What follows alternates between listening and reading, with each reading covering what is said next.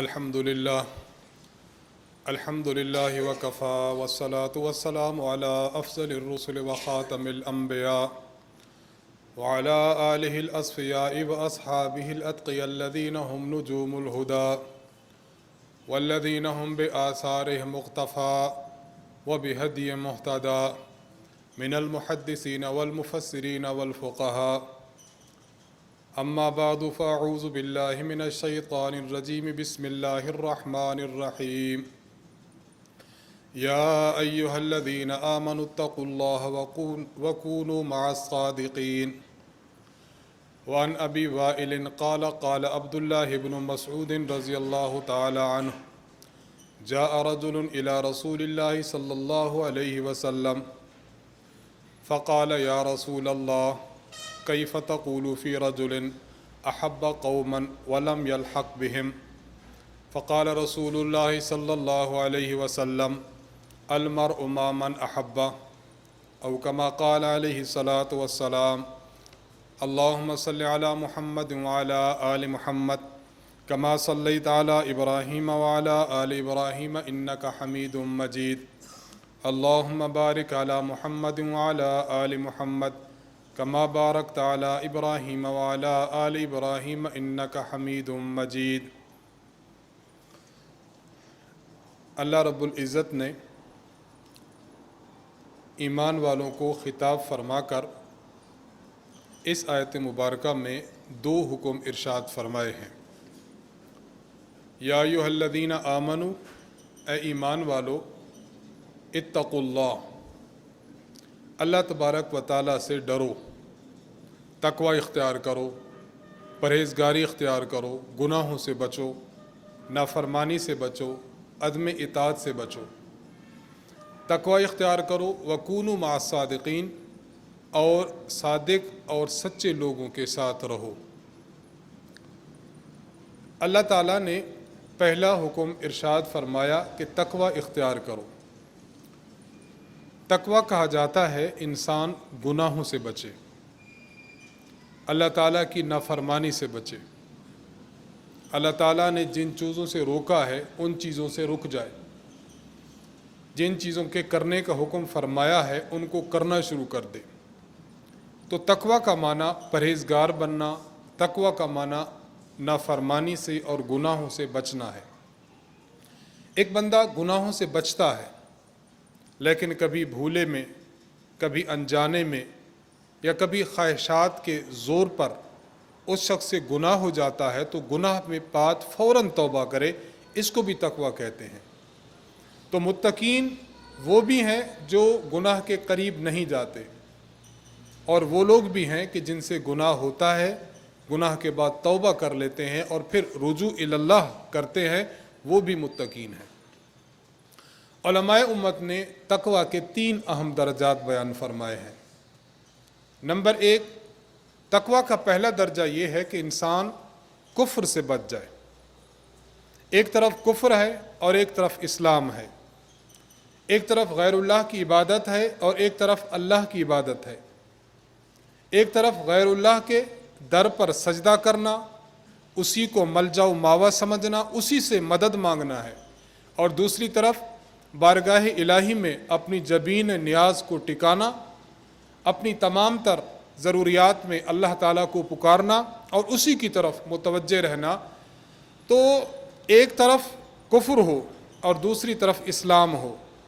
تو تقوی یہ ہے کہ انسان کفر سے بچ جائے اور اسلام کی طرف آ جائے. اللہ تعالیٰ کا ہم بہت بڑا شکر ادا کرتے ہیں کہ اللہ تعالیٰ نے ہمیں اسلام کی دولت عطا فرمائی ہے. اسلام کی دولت کتنی عظیم دولت ہے. قیامت کے دن جب اللہ تعالیٰ پوری مخلوق انسانیت کے سامنے، تمام لوگوں کے سامنے انسان کا حساب لیں گے، اس وقت ہمیں پتہ چلے گا کہ اسلام کتنی بڑی نعمت ہے. ہمیں جو کلمہ ملا ہے یہ کتنی بڑی نعمت ہے. اس پر اللہ تعالیٰ کا انسان کو بہت زیادہ شکر ادا کرنا چاہیے. تو تقوی کا پہلا درجہ یہ ہے کہ انسان کفر سے، اللہ تعالیٰ کے محارم سے، غیر اللہ کو سجدہ کرنے سے بچ جائے اور اسلام کی طرف آ جائے. اللہ تبارک و تعالیٰ کو سجدہ کرنے اور خدا ہی سے مانگنے کی طرف آ جائے. یہ تقوی کا پہلا درجہ ہے۔ تقوی کا دوسرا درجہ یہ ہے کہ ایک انسان کو اسلام میسر ہو جائے، مسلمان شخص ہے لیکن ایک طرف گناہ کبیرہ ہے اور ایک طرف اطاعت ہے، انسان گناہ کبیرہ سے بچ جائے اور اللہ تعالیٰ کی اطاعت کی طرف آ جائے، یہ تقوی کا دوسرا درجہ ہے۔ گناہ کبیرہ کسے کہا جاتا ہے؟ استاذ محترم حضرت متکلم اسلام مولانا محمد الیاس گھمن صاحب دامت برکاتہم نے الفقہ الاکبر، جو امام اعظم امام ابو حنیفہ رحمہ اللہ کی کتاب ہے، اس کی ایک جلد میں شرح لکھی ہے، شرح الفقہ الاکبر۔ طلبہ عزیز جو تشریف فرما ہیں اور جو ہمارے قرب و جوار سے علماء تشریف لائے ہیں، میں گزارش کروں گا کہ عقیدہ کے عنوان پر استاذ محترم کی اس کتاب کا ضرور مطالعہ فرمائیں۔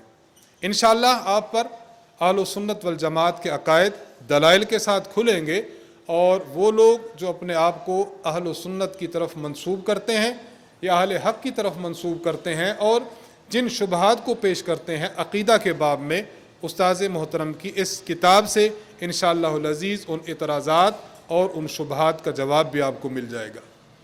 استاذ محترم نے اس کتاب میں حضرت تھانوی رحمہ اللہ کے حوالے سے گناہ کبیرہ کی تعریف لکھی ہے۔ خلاصہ میں اس کا عرض کر دیتا ہوں، ایسا گناہ کہ جس پر اللہ تعالیٰ نے لعنت فرمائی ہے وہ بھی گناہ کبیرہ ہے۔ مثلا زنا کرنے والے پر لعنت ہے، سود کھانے والے پر بھی اللہ نے لعنت فرمائی ہے۔ تو ایسا شخص جس پر اللہ تبارک و تعالیٰ یا اللہ کے نبی صلی اللہ علیہ وسلم نے لعنت کی ہو، وہ بھی گناہ کبیرہ ہے۔ ایسا گناہ جو اس گناہ کی طرح ہو جس گناہ پر لعنت ہے، تو یہ گناہ بھی گناہ کبیرہ ہوگا، اگرچہ اس پر لعنت کے الفاظ نہیں آئے۔ یا ایسی نافرمانی ہے جو بظاہر چھوٹی ہے، گناہ صغیرہ ہے، لیکن اس گناہ صغیرہ پر انسان اصرار کرتا ہے، اس کو بار بار کرتا ہے اور توبہ کا نام نہیں لیتا، تو بار بار کرنے کی وجہ سے بھی یہ گناہ کبیرہ بن جاتا ہے۔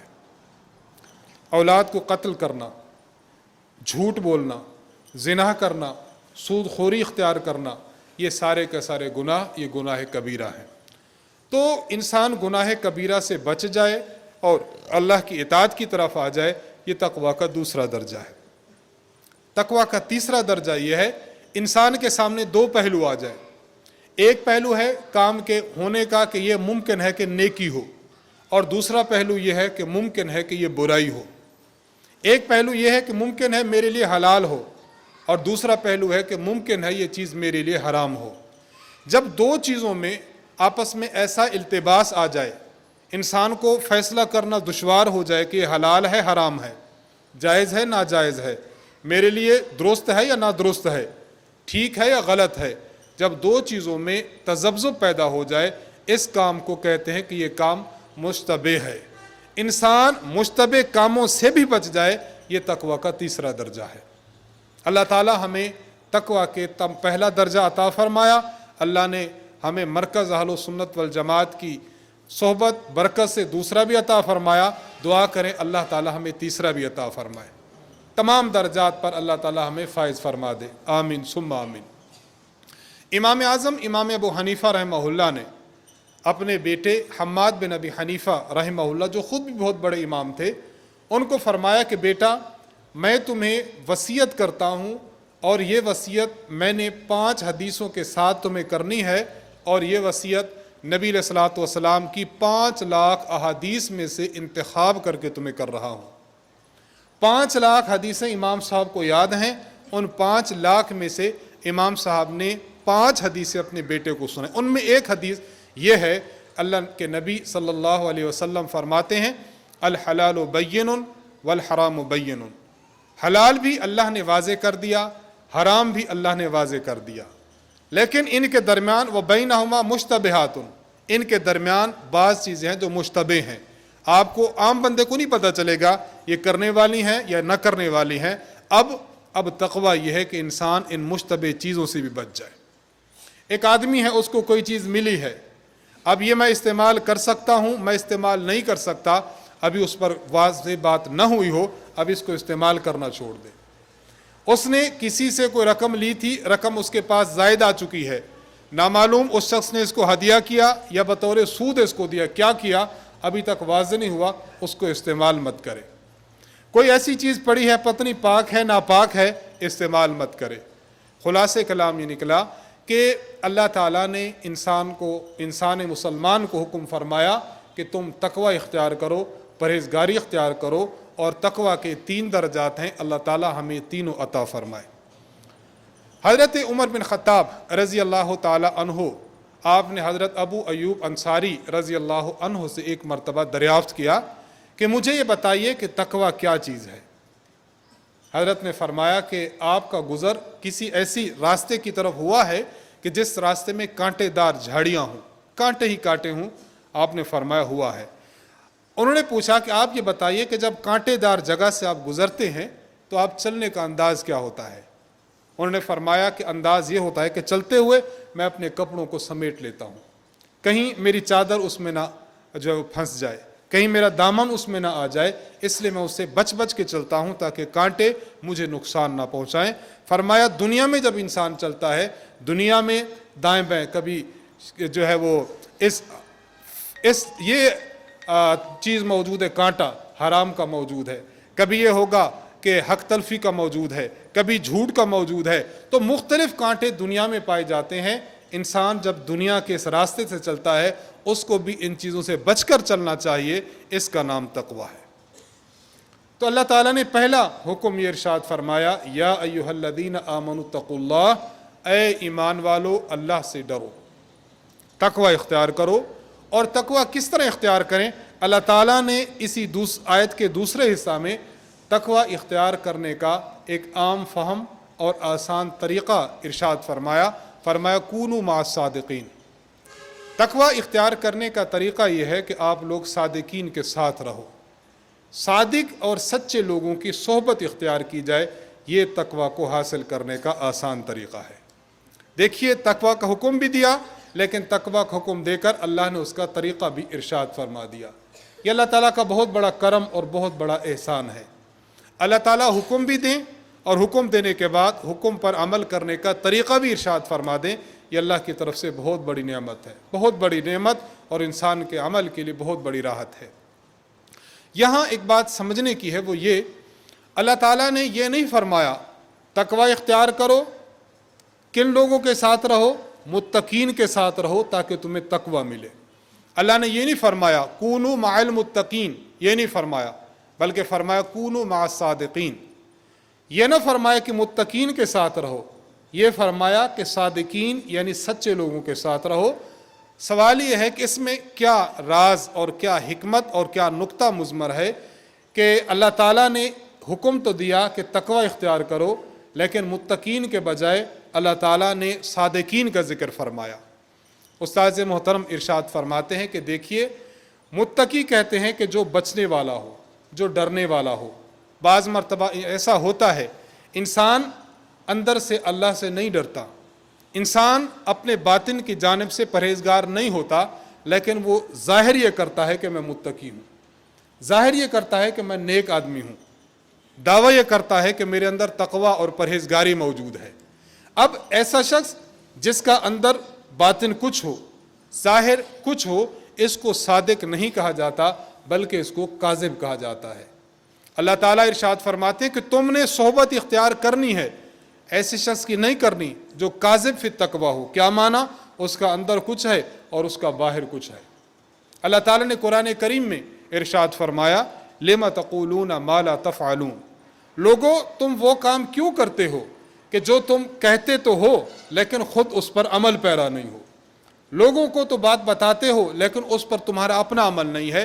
मालूम हुआ अगर ज़ाहिर और बातिन का तज़ाद मौजूद हो, ये सादिक फिर तकवा नहीं, ये काज़िब फिर तकवा है। तो उस्ताद मोहतरम फरमाते हैं कूनू मा सादिकीन कहकर अल्लाह ताला ने इरशाद फरमाया कि उन लोगों की सोबत इख्तियार करो जिनका ज़ाहिर और बातिन एक जैसा है। जो वो दिल में रखते हैं वही उनकी ज़ुबान पर होता है, जो क़ल्ब में तासुरात रखते हैं वही उनके आमाल से ज़ाहिर होता है। तो गोया अल्लाह ताला ने इस आयत मुबारका में इरशाद फरमाया कि हमें सोहबत इख्तियार करनी है, लेकिन हमें सोहबत ऐसे शख्स की, ऐसी जमात की, उन अल्लाह वालों की इख्तियार करनी है جن کا ظاہر اور باطن ایک ہے، جو صادقین فی تقوی ہیں۔ کونوا مع صادقین، یہاں جو ایک بات سمجھنے کی ہے وہ یہ کہ اللہ تعالیٰ نے ارشاد فرمایا کہ صحبت اختیار کرو صادقین کی۔ اس سے ایک بات یہ سمجھ آتی ہے کہ انسان کو صحبت سے جو چیز ملتی ہے، کسی کی معیت اور کسی کی محفل میں جا کر جو چیز ملتی ہے، وہ گھر بیٹھے انسان کو میسر نہیں ہوتی۔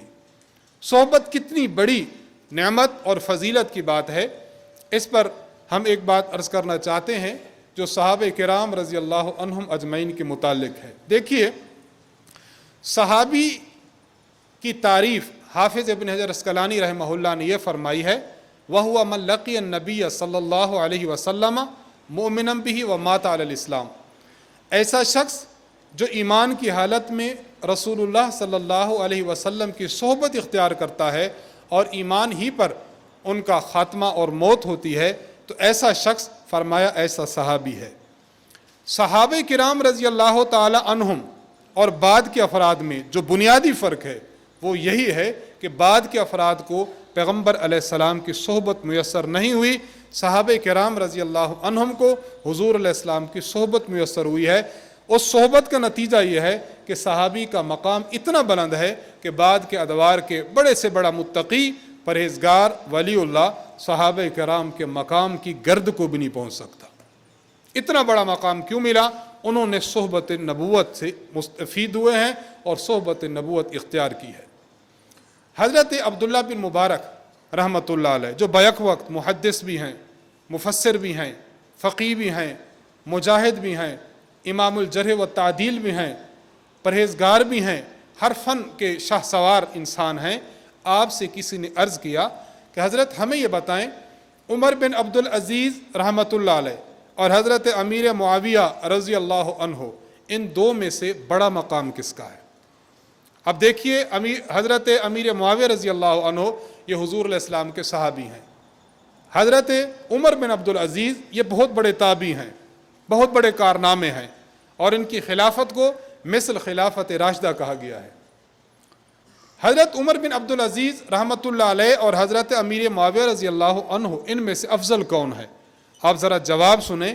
حضرت عبداللہ بن مبارک رحمۃ اللہ علیہ دیتے ہیں، آپ فرماتے ہیں کہ اے سائل میری بات سنو، حضرت امیر معاویہ رضی اللہ تعالی عنہ جس گھوڑے پر سوار تھے اور وہ گھوڑا حضور علیہ الصلوۃ والسلام کے ساتھ چلنے میں، یعنی لشکر جا رہا، لشکر میں حضور علیہ السلام ہیں اور ادھر حضرت امیر معاویہ گھوڑے پر سوار ہیں، تو حضور علیہ السلام کی معیت میں جس راستے پر گھوڑا چلا ہے حضرت امیر معاویہ کا، اس راستے کا غبار جو اس گھوڑے کے نتھنوں میں پڑا ہے، وہ غبار عمر بن عبدالعزیز سے ہزارہ درجہ بہتر ہے۔ اور فرمایا کہ جس گروہ اور جس جماعت کی ابتدا میں اوروں کی انتہا ہوگی، اس گروہ کی انتہا اب بتائے کتنی ہوگی۔ یہ کیوں ہوا؟ یہ فرق کیوں ہوا؟ اتنا مقام کیوں ملا؟ اس لیے ملا کہ انہوں نے حضور علیہ الصلوۃ والسلام کی صحبت اٹھائی ہے۔ اس صحبت کا نتیجہ ہے آج دنیا ان کو رضی اللہ عنہم کے نام سے تعبیر کرتی ہے۔ تو صحبت انسان کے اعمال، انسان کے اخلاق، اس کی تربیت، اس کے لیے بہت بڑی مفید اور معاون ثابت ہوتی ہے۔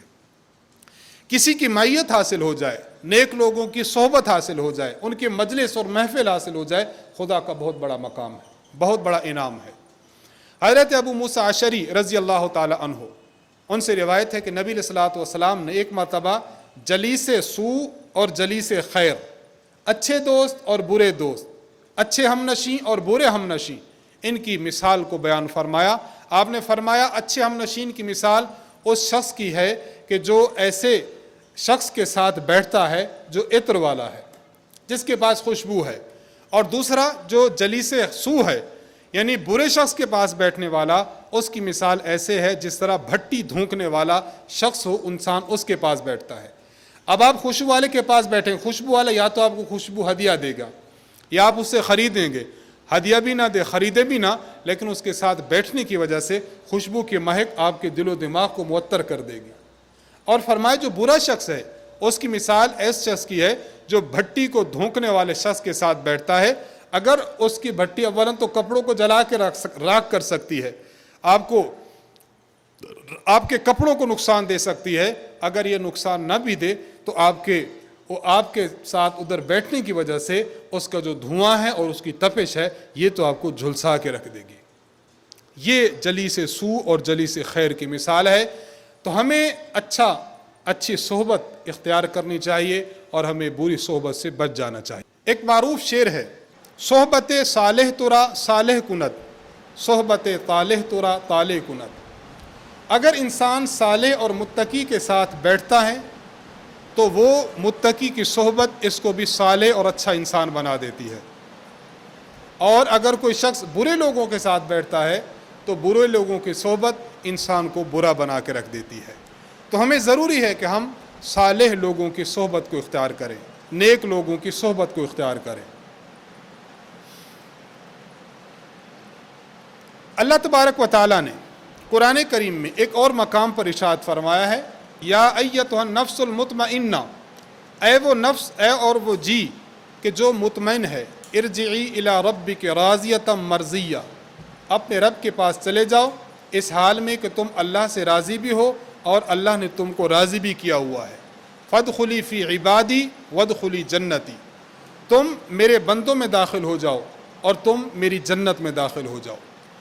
علماء کرام یہاں پر ایک نقطہ یہ لکھتے ہیں کہ جب انسان کو اللہ تعالیٰ نے فرمایا کہ میں تم سے راضی اور تم مجھ سے راضی، اب جنت تمہارا ٹھکانہ ہے، جنت کے داخلہ سے پہلے اللہ تعالیٰ نے فرمایا فادخلی فی عبادی، میرے بندوں میں داخل ہو جاؤ۔ بندوں میں داخل ہونا اور اللہ کے بندوں میں شامل ہونے کو پہلے ذکر فرمایا اور جنت میں داخلے کو بعد میں ذکر فرمایا۔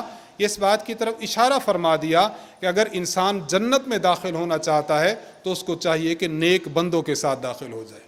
نیک بندوں میں داخل ہوگا، اللہ تعالیٰ جنت میں داخل ہونے کا فیصلہ آسان فرما دیں گے۔ آپ دیکھیں، ایک بہت بڑا عالم ہے یا ایک بہت بڑا فیکٹری کا مالک ہے، بہت بڑا شخص ہے، اگر وہ کہیں پر جاتا ہے اس کے جو گارڈ ہوں گے، جس کمرے میں وہ جائے گا گارڈ اس کے ساتھ ہوتے ہیں، وہ جس کمرے میں جاتا ہے اس کا سیکٹری اس کے ساتھ ہوتا ہے، اگر اس کا ڈرائیور ہے ڈرائیور بھی اس کے ساتھ ہوتا ہے۔ کیوں؟ اس لیے کہ یہ شخص بہت بڑے عالی مقام پر فائز ہے تو اس کے ساتھ چلنے والا، اس کے ساتھ ملنے والا بھی وہی مقام پا لیتا ہے۔ صاحب جہاں بھی گئے ہیں، صاحب کو اگر اچھا کھانا دیا گیا تو اس کے ڈرائیور کو بھی وہی کھانا پیش کریں گے۔ صاحب کو اگر اچھی چائے پیش کی گئی تو ان کے سیکٹری کو بھی اچھی چائے پیش کی جائے گی۔ دنیا کا معاملہ ہم یہ دیکھتے ہیں کہ اگر انسان کسی بڑے کے ساتھ مل جاتا ہے اس کا اعزاز اور اکرام بھی اسی طرح کیا جاتا ہے جس طرح اعزاز اور اکرام بڑے کا ہوتا ہے۔ بالکل اسی طرح اگر ہم تقویٰ اور طہارت کی زندگی گزارنا چاہیں تو ہم بھی ان لوگوں کے ساتھ رہیں جو اللہ والے ہیں، جو نیک ہیں، جو اولیاء اللہ ہیں۔ اس لیے ہمارے ہاں مرکز اہل سنت والجماعت میں انگریزی مہینے کی پہلی جمعرات مغرب کے بعد سے لے کر جمعہ صبح اشراق تک یہ جو تقریباً 12 گھنٹے کا ماہانہ خانقاہی اجتماع ہوتا ہے، اس کی بنیاد یہی ہے۔ اس کی بنیاد یہی ہے، گرد و نواح کے لوگ، دور دراز کے لوگ مرکز اہل سنت والجماعت خانقاہ حنفیہ میں تشریف لائیں، رات یہاں قیام فرمائیں، علماء کے بیانات سنیں، اہل اللہ کی مجلس میں بیٹھیں، محفل ذکر میں حصہ لیں، رات یہاں پر گزاریں، صبح پھر ذکر میں بیٹھیں، صبح درس قرآن میں بیٹھیں، اشراق پر آپ چلے جائیں۔ آپ اندازہ کیجئے، آپ سال کے ابتدا سے شروع ہوں اور سال کے انتہا تک آپ خود محسوس کریں گے کہ ہمارے دل میں کتنی تبدیلی پیدا ہوئی ہے، کتنی تبدیلی پیدا ہوئی ہے۔ اور نیک اور صالح انسان کی جو ایک لحظہ کی صحبت ہے، ایک لحظہ کی محفل ہے، یہ لحظہ کی محفل فرمایا کہ انسان کی 100 سال کی اطاعت بے ریا سے انسان کے لیے بہتر ہے۔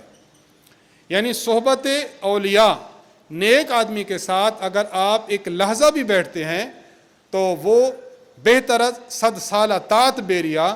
اگر کوئی انسان اللہ کی اطاعت کرتا ہو اور 1 سال تک کرتا ہو، بغیر ریاکاری کے کرتا ہو، ایک لحظہ کی جو صحبت ہے وہ بہتر ہے اس 100 سال کی بے ریاکاری عبادت سے۔ اس کی وجہ بظاہر تو مشکل لگتا ہے، آپ بھی دیکھتے ہوں گے کہ کیسے ممکن ہے کہ ایک شخص بے ریا وہ اللہ تعالیٰ کی عبادت کر رہا ہے اور دوسرا شخص ہے جو کسی نیک آدمی کی محفل میں بیٹھا ہے، تو نیک آدمی کی محفل میں بیٹھنے والا شخص بے ریا عبادت کرنے والے شخص سے بہتر کیوں ہے؟ اس کی بنیادی وجہ یہی ہے کہ دیکھیں، عبادت انسان کے اعضاء سے ہونے والے اعمال کا نام ہے۔ آپ نے نماز پڑھی ہے اپنے اعضاء کے ذریعے، اپنے جسم کے ذریعے، آپ نے روزہ رکھا اپنے جسم کے ذریعے، آپ نے جو ہے وہ تہجد پڑھا، آپ نے اشراق پڑھے، آپ نے اوابین پڑھے، آپ نے تلاوت قرآن پاک کی۔ انسان جو نیک اعمال سر انجام دیتا ہے، نیک اعمال انسان اپنے ظاہری جسم کے ساتھ کرتا ہے۔ اپنے ظاہری اعضاء سے ایک انسان اللہ کی عبادت کرتا ہے، لیکن حقیقت یہ ہے کہ ایک ہے عبادت کا ظاہر اور ایک ہے عبادت کی اصل۔ عبادت کی اصل یہ اندر اور باطن کی کیفیت ہے، اور اگر باطن کی اور اندر کی کیفیت انسان کی زیرو ہو جائے، بالکل نہ ہو یا بہت کمزور ہو، تو انسان جتنی بھی عبادت کر لے، انسان کی عبادت کمزور ہوگی، اس کو وہ ثواب نہیں ملے گا کہ جو اصل کیفیت کے ساتھ انسان عبادت کرتا ہے۔ اب ایک انسان اہل اللہ کی صحبت اختیار کرتا ہے، اہل اللہ کی صحبت کی وجہ سے اللہ تعالیٰ اس کے باطن کو تبدیل فرما دیتے ہیں، اس کے اندر اخلاص، اس کے اندر للہیت، اللہ تعالیٰ کے لیے اعمال کو کرنا، یہ اس کے اندر چیزیں پیدا ہو جاتی ہیں، اور ان اخلاص کی وجہ سے انسان کے اعمال میں وزن پیدا ہوتا ہے۔ وگرنہ کئی مرتبہ وزن اعمال کا ہوتا ہی نہیں ہے، بالکل ختم ہو جاتا ہے، بلکہ الٹا انسان کے لیے وبال جان بن جاتا ہے، لیکن بظاہر عمل بہت ہوتا ہے۔ اس کی مثال حدیث مبارک میں یہ دی گئی ہے، نبی علیہ الصلوۃ والسلام نے ارشاد فرمایا، قیامت کے دن جہنم کو سلگایا جائے گا 3 قسم کے افراد سے۔ آپ نے معروف حدیث ہے، پڑھی بھی ہے، سنی بھی ہے۔ نمبر 1، وہ شخص جو قرآن کریم پڑھتا ہے، یعنی قرآن کریم کا عالم ہے، قرآن کریم کا حافظ ہے، اس کو کیوں جہنم میں ڈالا جائے گا؟ اس لیے عمل بظاہر بہت بڑا ہے، لیکن عمل کی بنیاد اخلاص، تقوی اور رضا الہی نہیں ہے، اب اس کو جہنم میں بھیج دیا جائے گا۔ ایسا شخص ہے کہ جو شخص اللہ کی راہ میں جہاد کرتا ہے، بظاہر اس کا عمل بہت بڑا ہے، لیکن اندر چونکہ خالی ہے، وہ سمجھ رہا ہے کہ لوگ مجھے مجاہد کہیں۔ ایسا شخص جو کہ بہت زیادہ خدا کی راہ میں صدقہ کرتا ہے، بظاہر بہت بڑا عمل ہے، لیکن اس کا اندر باطن خالی ہے، کیوں؟ وہ لوگوں میں یہ سمجھتا ہے کہ لوگ مجھے بہت بڑا سخی کہیں اور اپنی اللہ کی راہ میں دینے والا کہیں۔ تو اگر کوئی شخص اتنی بڑی عبادت کر رہا ہے، لیکن چونکہ باطن خالی ہے، باطن کے خالی ہونے کی وجہ سے اتنی بڑی عبادت اللہ کے ہاں قابل قبول نہیں ہے۔ اس لیے یہ جو فرمایا کہ اگر ایک شخص 100 سال اطاعت کرتا ہے بے ریا، اس سے وہ شخص بہتر ہے کہ جو کسی اللہ والے کی صحبت میں بیٹھتا ہے۔ حضرت تھانوی رحمہ اللہ بڑی پیاری بات ارشاد فرماتے ہیں، حضرت فرماتے ہیں، میں اگر یہ کہتا تو میں یہ کہتا 100 سال نہیں، 1000 سال والے عبادت والے شخص سے بھی اس شخص کی صحبت میں بیٹھا ہوا ایک لمحہ والا شخص زیادہ بہتر ہے۔ کیوں؟ اس لیے کہ صحبت بہت بڑی چیز ہے۔ تو مرکز اہل السنت والجماعت میں آنے کا مقصد ہمارا یہی ہے کہ ہم اہل اللہ کی محفل میں بیٹھیں، ہم علماء کی محفل میں بیٹھیں، ہم صلحاء کی محفل میں بیٹھیں، ان کے وعظ کو سنیں، ان کے ذکر و اذکار میں بیٹھیں، ان کی نصیحتوں کو سنیں، اور ہم ان معمولات میں لگے رہیں، تو انشاءاللہ العزیز اللہ تعالی ہم میں بھی یہ تقوی کی اور پرہیزگاری کی صفت کو پیدا فرما دے گی انشاءاللہ۔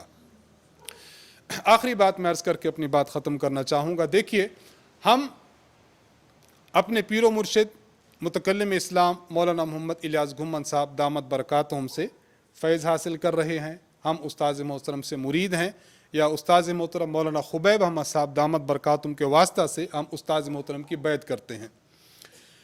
بیعت انسان جب کرتا ہے تو بیعت کرنے والا شخص اپنے شیخ کی طرف سے دی ہوئی تمام ہدایات پر عمل پیرا ہو، تب اس کو بیعت کرنے کا صحیح فائدہ حاصل ہوتا ہے۔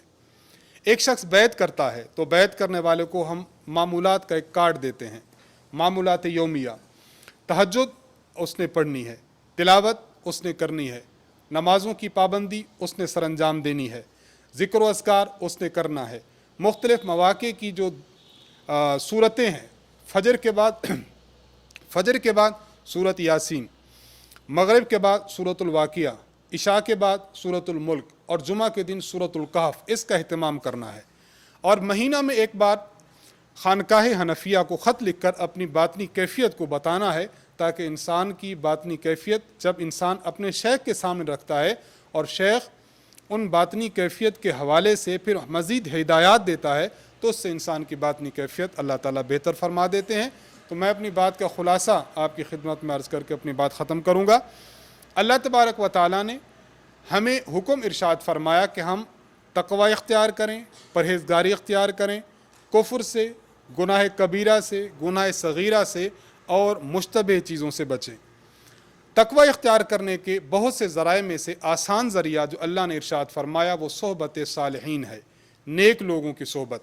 مرکز اہل سنت والجماعت کے اس خانقاہی اجتماع پر آپ لوگوں سے گزارش ہے کہ آپ ماہانہ تشریف لائیں اور مرکز کے ان خانقاہ اجتماع کے معمولات میں آپ شریک ہوں، اور گویا یہ ایسا ایک سبق ہو کہ جو ہم ایک دن یہاں سے سیکھیں اور پھر پورا مہینہ ہم اپنے مقام پر اس کو کرتے رہیں، پھر اگلا مہینہ آئے دوبارہ آئیں، اس کو تسلسل سے جاری رکھیں۔ علماء کرام ارشاد فرماتے ہیں کہ دیکھیے اگر ایک شخص ہے وہ کھانا بالکل تھوڑا تھوڑا کھاتا رہتا ہے، اس میں ناغہ نہیں کرتا، تو سال تک اس کی طبیعت درست رہتی ہے۔ اگر وہ کھانے میں ناغے کر دیتا ہے تو پھر اس کی طبیعت بحال نہیں رہتی۔